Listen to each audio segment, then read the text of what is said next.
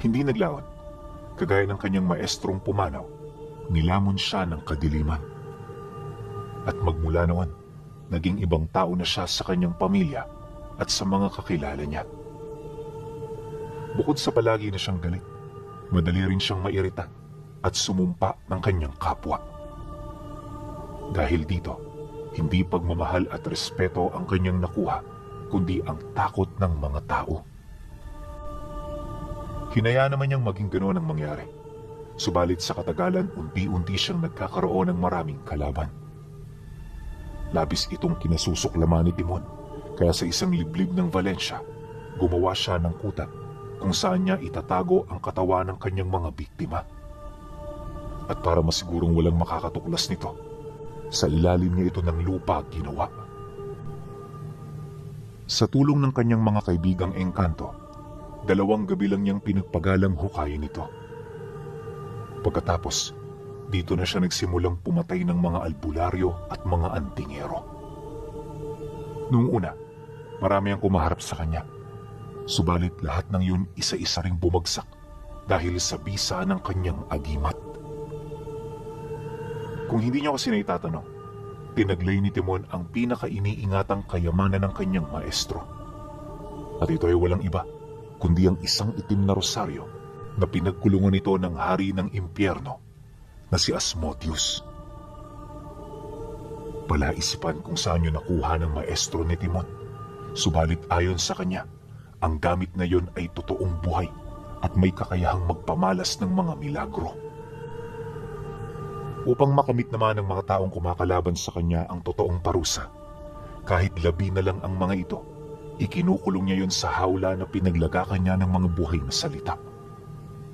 At sa pamamagitan ng mga hawla, kahit wala ng buhay ang katawang lupa, hindi magkakaroon ng kapasidad ang kaluluwa na tuluyan doong humiwalay. Bagay na kahit patay na sila, nananatiling merong pakiramdam ang kanilang katawan. Mararamdaman nila ang sakit ng unti-unting pagkaagnas at ang bawat pagnasab ng mga uod sa kanilang mga laman. Isang nakakapangilabot na parusa na piling mga tao lamang ang nakaranas. At sa loob ng ilang dekada, ganoon ang ginawa niya hanggang sa merong dumayong dibino sa lugar nila. Kahit batid ni Timon ang kapangyarihan nito, hindi siya nagpasindak. Wala sa kanyang pagkatao ang umatras, kaya pinili niyang lumaban hanggang sa dinurog nito sa kanyang harapan ang rosaryong pinagkukulungan ng hari ng impyerno na si Asmodeus. At sa harap ng nalalabing kamatayan, dito niya natanggap ang tadhanang nakalaan para sa kanya. Inakala niya na ito na ang magiging katapusan, subalit ng akmang pipikit na siya, nakita niya ang pag-abot ng kamay ng dibino habang nagwiwika ng, "Nakakapanghinayang ang katulad mo kung papatayin. Ikaw, Timon, napantas sa larangan ng lihim na karunungan. Nais kong bigyan ng pagkakataon para maitama ang lahat ng iyong mga pagkakamali. Mangako ka na magbabago ka at bibigyan kita ng ikalawang pagkakataon. Huwag ka mag-alala sapagkat hindi ko aalisin ang karunungan na iyong kinamulatan. Dahil ang babaguhin mo lamang ay ang panig na iyong kinakaaniban. Iwasan mo mag-isip ng kahit na ano, sapagkat sinasabi ng aking namayapang maestro na ang bawat tao, gaano man kasama, hanggat nabubuhay merong pag-asang magbago. Hindi pa uli ang lahat, kaya tumayo ka. Humayo ka, Timon, at ituwid mo ang iyong balikong landas." Nang marinig niya ang sinabi nito, nagkaroon siya ng liwanag mula sa napakadilim niyang mundo. Unti-unti, nabago ng dibino ang kanyang mga pananaw sa buhay. At sa paglipas ng mga araw, ang galit at puot ay bigla na lamang nawala sa kanyang kalooban. Nilinis ng bago niyang maestro ang lahat sa kanya bago siya nakapagdesisyon na palayain na rin ang mga albularyong matagal na panahon na niyang pinaparusahan. At sa pagsapit ng taong ito, dito na sila nagkausap ng tungkol dito. Umaga ng araw ng linggo, tumungo siya sa bahay ng dibino para ikumpisa ang kanyang mga tinatagong kasalanan. At nang marinig naman ito ang kanyang sinabi, simpleng paghawak lang ang ginawa nito sa kanyang ulo, sabay wika sa kanya ng, "Yan ang matagal ko nang gustong marinig sa iyo, Timon. Palayain mo sila, at sa gayong paraan, makakamit mo ang bago mong panghahawakang karga. Dito na rin magtatapos ang lahat ng ating pagsubok at pagsasanay. Mula sa araw na ito, kinikilala na kita bilang mangkukulam na napapanig sa Panginoon." Nang marinig niya ang sinabi ng kanyang maestro, mangiyak-ngiyak siyang nagpasalamat sa kaitaas-taasan. At pagkatapos ng naging pag-uusap, isinama niya ito sa tinatago niyang pugad na halos ilang buwan na niyang hindi nabibisita. Nang marating nila ang lugar, sumalubong sa kanila ang nakakasulasok na hangin na sinasabayan naman ng mga tinig na pagdaraing. At sa tindi ng paghihirap ng mga ito, animoy maihahalin tulad mo ang kanilang mga tinig sa halinghing ng mga kabayo. Hindi mo na halos yun maiintindihan, ngunit alam mo na iisang bagay lang ang ibig nitong sabihin. At yun ay walang iba, kundi ang kalayaan ng kanilang mga kaluluwa. Pagpasok nila sa loob, dito na bumungad sa kanila ang 8 bangkay ng mga magigiting na antingero at mga albularyong minsang kumalaban sa kanyang pamumuno. Bagaman butot balat na ang mga ito, may parte pa rin ng katawan nila ang merong mga laman kahit papaano. Gayunpaman, hindi may pagkakaila na meron pa rin itong pakiramdam na parang sa tao. Ayon kay Timon, nakakaramdam pa rin ng mga labi ng pagkagutom, sakit, lamig, uhaw, at kung ano-ano pa na pawang likas na nararamdaman ng mga buhay. Ngunit dahil sa wala na itong kapasidad na kumilos, ang mga ganoong uri ng pangangailangan na sana'y simple kung iisipin, nagsisilbing malaking dagok at kalbaryo para sa kanilang lahat. Nang masipat naman yun ang kanyang maestro, agad siya nitong inabisuhan na palayain na ang mga ito. Kaya naman nang marinig ito ni Timon, muli niyang binanggit ang mga orasyon na magpapalaya sa mga kaluluwa nito. Sa isang iglap, bigla na lamang naagnas ang mga bangkay, kasabay ng pagrinig nila ng malakas na simoy ng hangin. Matapos ang ganoong pangyayari, bumalik ang katahimikan sa paligid.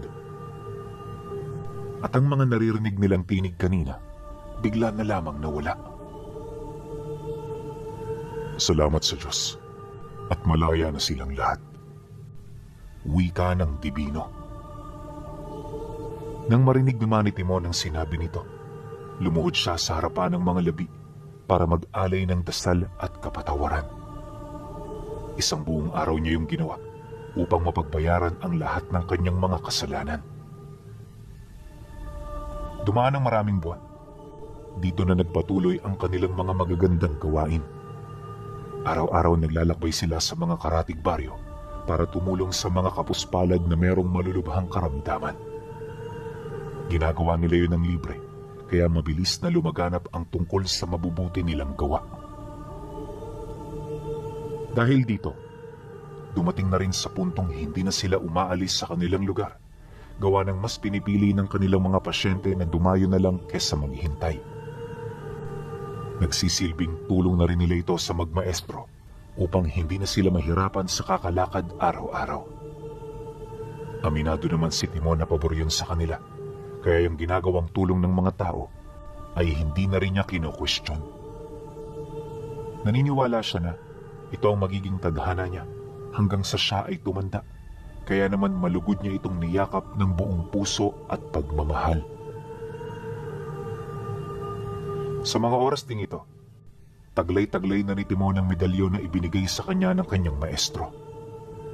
Taglay-taglay nito ang kapangyarihan ng arkanghel na si Raguel. Bagaman hindi pa yun nasusubukan ni Timon, alam niya na buhay at may bisa ang gamit. Kailangan kasi, palagi na yung sobrang init at lumalamig lang ito kapag walang kalaban sa paligid.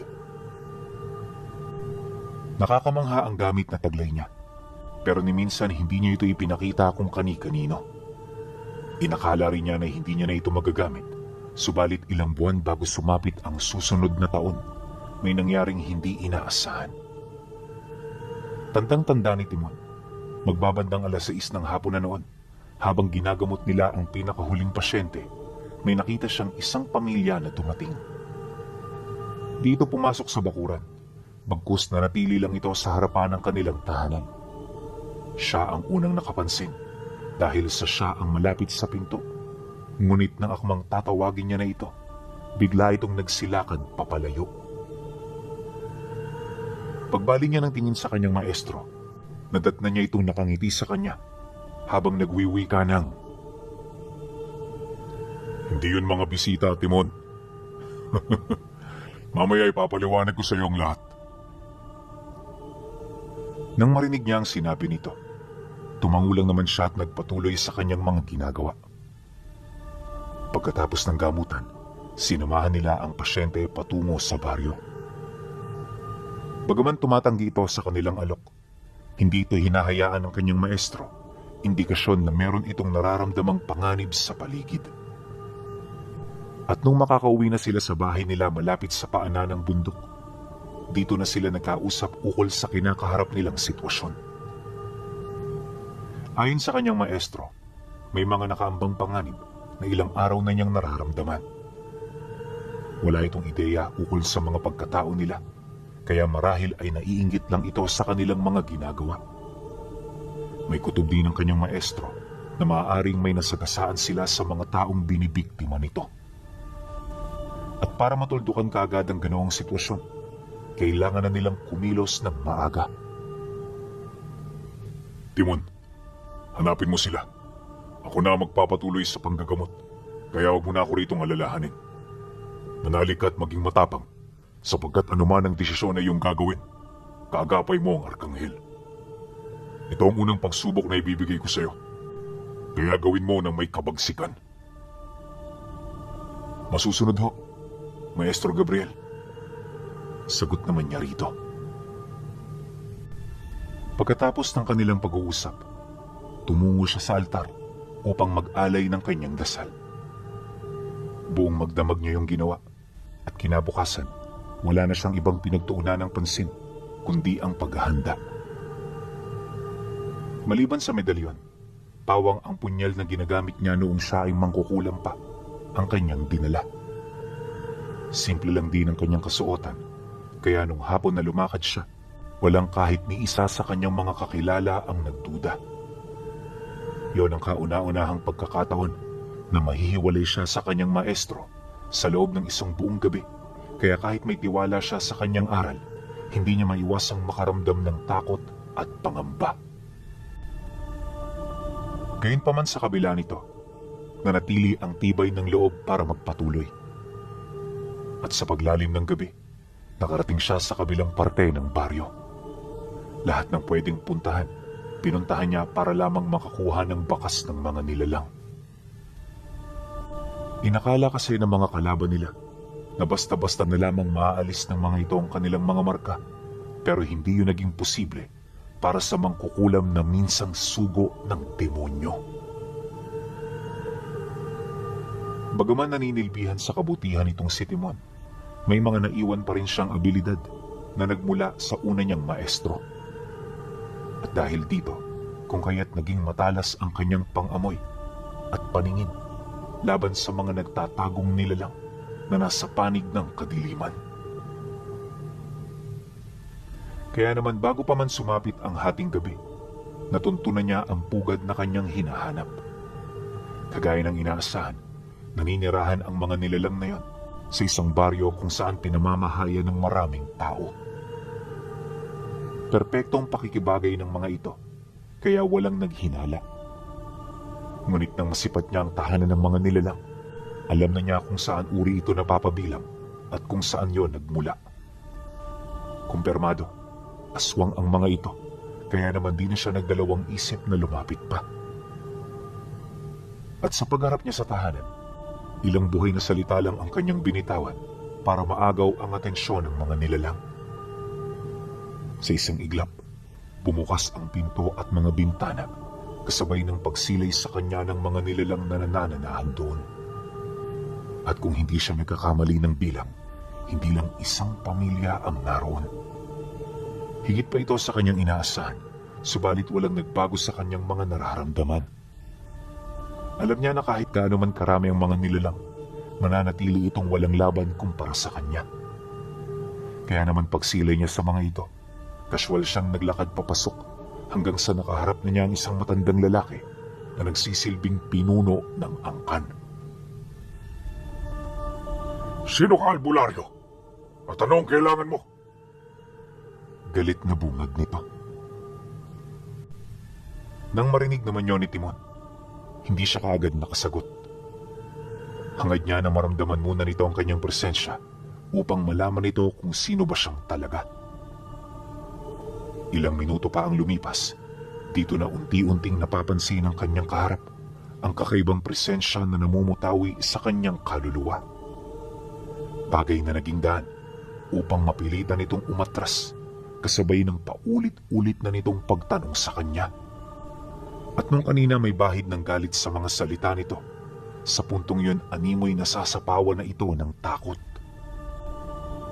Ikinagulat yon ng iba nitong mga kasamahan, subalit hindi ito naging daan upang lahat sila ay masindak ng walang basihan.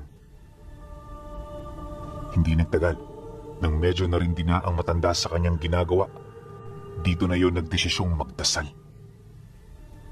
Karamihan sa mga buhay na salitang ginamit nito, minsan ding pinangalagaan ni Timon, kaya nang marinig niya ang tungkol dito, hindi niya maiwasang matuwa. Matapos naman yung banggitin ng nilalang, napabuntong hininga na lamang siya habang sumasagot dito ng, "Hindi mo ba alam na ang lahat ng inorasyon mo ay ginamit ko rin noong panahong demonyo pa ang sinasamba ko? At sa maniwala ka man o hindi, maraming butas ang karunungang yan. Hindi ko kailangan kumilos para matalo ang mga sinabi mo. At kung duda ka, hayaan mong pakitaan kita ng iilan niyang kahinaan." Pagkasambit niya ng mga kataga, di siya nagdalawang isip na mag-usal ng malalakas na tigalpos sa paligid. Sumabay ito sa pagsimoy ng hangin at sa isang iglap, lahat ng ikinalat nitong salot at sumpa bigla na lamang nabasag. Dahil dito, hindi maiwasang magulat ng matanda. At sa sobrang pagkasindak, napilitan na yung mapaatras mula sa kanyang kinatatayuan. Dumistansya yon ng napakalayo, animoy nababahala na ito sa maaaring gawing hakbang ni Timon sa kanya. Ngunit sa kabila ng lahat ng yan, batid niya na hindi pa rin ito sumusuko. Nasisiguro niya na meron pa itong mga alas, at ano man yun, kailangan niya itong paghandaan.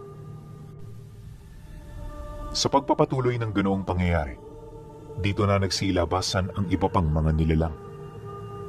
Pagluhod nito sa harapan niya, sabay-sabay itong nag-orasyon hanggang sa mapansin niya na dahan-dahan na silang binabalot ng kadiliman. Gustuhin man niyang takasan ito, pinili niyang magpakulong dito upang malaman ang susunod nitong hakbang.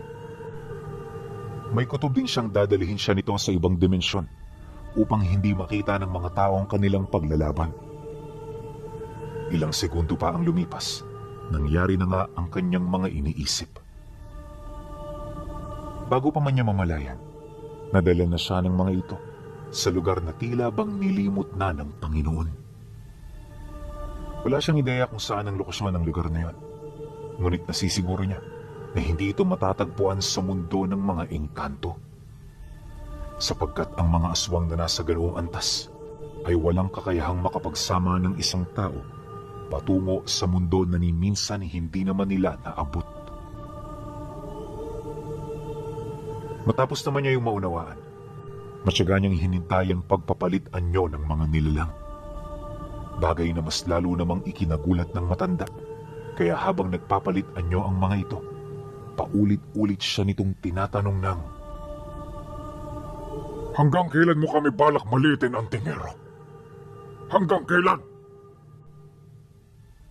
Matapos naman itong sabihin ng nilalang, dito na humaba ang mga galamay nito habang mabilis na umuusli sa kanilang mga likod ang mga pakpak nilang gawa sa purong buto. Sa estado ng kanilang anyo, Mukhang hindi nila ginagamit ang kanilang mga pakpak upang magkaroon ng kapasidad na lumipad, bagkus ginagamit nila ito upang protektahan ang kanilang mga sarili. Nang masipat naman yun ni Timon, napangisi lang naman siya habang dahan-dahang hinuhugot ang kanyang sandata. Akala ng mga nilalang ginagamit niya ang punyal para sa kumbate, pero nagkamali sila. Bago pa man kasi nila maunawaan ang abilidad nito, huli na ang lahat. Basta, mga atake na sila, nakasilay sila ng grupo ng mga dilaw na paru-paro na papalapit sa kanilang kinaroroonan. Nagmumula ito sa talim ng punyal at kahit napakarami na ng paru-parong lumalabas, parang wala pa rin yung hangganan. Maya-maya pa, ang mga paru-parong yon ay kumapit sa kanilang mga katawan kasabay ng dahan-dahan itong pagliwanag. At nang maramdaman ito ng mga nilalang, wala na silang nagawa para kaharapin si Timon. Ang mga paru-parong kumapit ay parang mga linta na humihigop ng espiritual na kapangyarihan.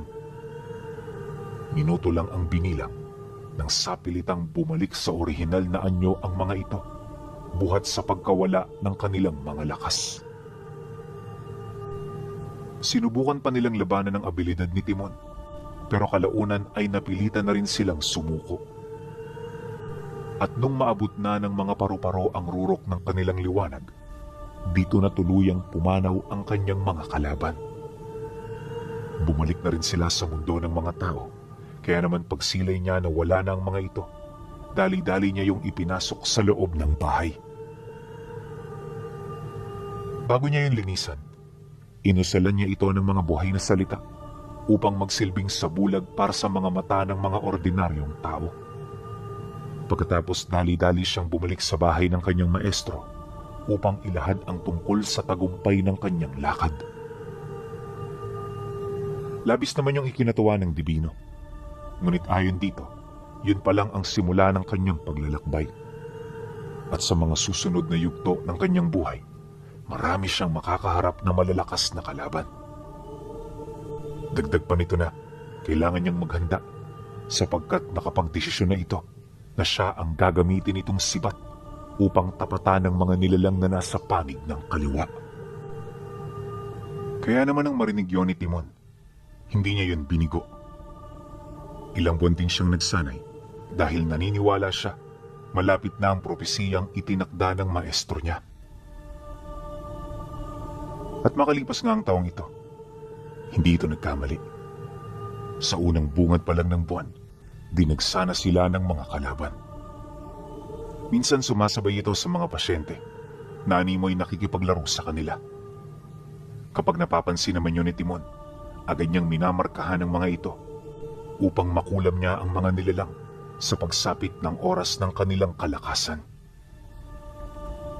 Gabi sinasagawa ni Timon ang ritual upang masiguro na hindi siya magkakamali. At sa tulong ng Arkanghel, nabibigyan siya nito ng karagdagang lakas upang gumawa ng kakaibang pamamaraan ng pangungulam. Ayon kay Timon, sa oras na tinamaan ito ang nilalang, tiyak na ang kamatayan nito. Sa mga unang oras, hindi nila yun mapapansin. Pero pagsapit ng madaling araw, dito na magsisimula ang mga kakaibang senyales. Taliwas sa pangungulam na ating alam, hindi ito nagsisimula sa mga karamdaman o sugat, bagkus nag-uugat ito sa isang maliliit na tinig na nag-uudyok sa mga ito na magbago. Segundo gagampalain sila nito hanggang sa masiraan na sila ng bait. Kahit ano ring gawin nilang pagdarasal, pagkontra, mawawalan yun ng bisat sapagkat ang sariling kalaban nila ay ang sarili nilang wisyo. Malimit tumatagal lang ng 1 linggo ang mga nilalang bago ito tuluyang magpakamatay. Kaya naman kadalasan sa mga biktima niya, nadadatna ng mga kalahi nito na nakabigti sa loob ng kanilang pugat. Dito na rin nagsimula ang kanyang alias bilang si Timon Bitay. Ang kaso lang, sa dinami-rami ng kanyang mga pinapaslang, mukhang hindi pa rin natitinag ang kanyang mga kalaban. Kahit kasi may mga bantang nagmumula sa kanya, patuloy pa rin yung nangangas na sumalakay sa mga baryo kapag may naaamoy itong mga nagdadalang tao. Nang malaman naman ng Dibinong tungkol dito, inabisuhan siya nito na huwag magpakita ng anumang awa. Sinunod naman yun ni Timon, kaya sa loob ng 1 taon, hindi niya na mabilang ni maalala ang mga pinatay niya. Isang hapon, pagkatapos ng gamutan, kasalukuyan na silang nagpapahinga ng kanyang maestro. Medyo may edad na rin kasi ito, kaya limitado na lang ang oras ng ginagawa nitong panggagamot. Pero kapag marami ang pasyente, hindi yun tumitigil hanggat hindi naseserbisyuhan ang mga taong nagsakripisyo na pumunta. Mapagod na ako mapagod. Ang importante, matulungan ang dapat matulungan. Habang nag-uusap silang dalawa, may napansin silang isang bata na kanina pang palakad-lakad sa labas. Noong una inakala nila na may hinihintay lang ito, pero sa katagalan na nakikita na nila ito, dito na nagdesisyon ang kanyang maestro na utusan siyang kausapin ito. Paglapit naman niya sa bata, agad niyang naramdaman ang kakaibang presensya na parang gumagapos sa kaluluwa nito. Dahil dito hindi niya yun makausap at ang masakla pa sa lahat, parang wala na rin yung emosyon. Isa lang din ang sinasabi nito sa kanya, at ito ay walang iba kundi ang pag-anyaya umano ng pamilya nito. Wala siyang karapatan na tumanggi, gawa ng ayon sa bata, papatayin silang lahat sa oras na hindi siya sumunod. Kaya naman nang marinig niya ito, agad siyang sumang-ayon. Pagalis nito, tsaka pa lamang siya bumalik sa kinaroroonan ng kanyang maestro. Nadatnan niya yung nagkakape, kaya inakala niya na wala itong kaide-ideya sa mga nangyari. Subalit bago pa man siya makapagsalita, agad yung tumayo at nag-abiso sa kanya na maghanda. Gulat na gulat man sa narinig, tahimik niya yung sinunod. At sa pagsapit ng hapon, kagaya ng natanggap nilang imbitasyon, pinuntahan nila ang bahay nito ng 10 oras. Malayo pa lang, wala silang ibang naramdaman kundi ang presensya ng mga gabunang naninirahan.